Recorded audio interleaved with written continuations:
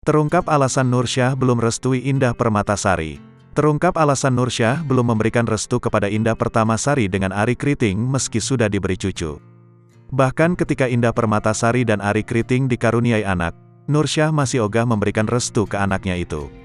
Nursyah juga tak mau mengakui sang bayi sebagai cucunya. Seperti dikutip dari grid.id, Nursyah sempat berbagi bahwa Indah meminta maaf kepadanya sebelum melahirkan. Indah Permatasari meminta maaf lewat perantara adiknya, Sinta Mutiara Bella.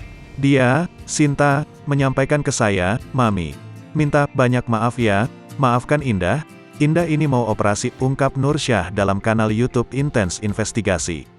Meski sudah meminta maaf, Nursyah tetap ogah mengakui anak Indah Permatasari sebagai cucunya. "Ndak usah disebut cucu," ucap Nursyah. "Saya kan udah punya cucu 6. Bukan dari Indah Permatasari," imbuhnya. Nursyah juga masih sakit hati dan menyalahkan Arie Kriting yang dianggap telah merusak hubungannya dengan Indah dan ayah Indah atau suaminya.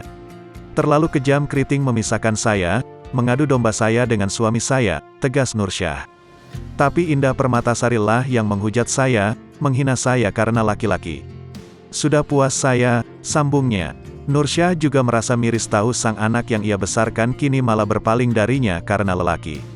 "Anakku yang ini saya sudah angkat derajatnya tinggi-tinggi, dia pula yang hancurkan saya, yang hina saya cuma karena laki-laki. Terlalu hebat kau Indah Permatasari," imbuh Nursyah.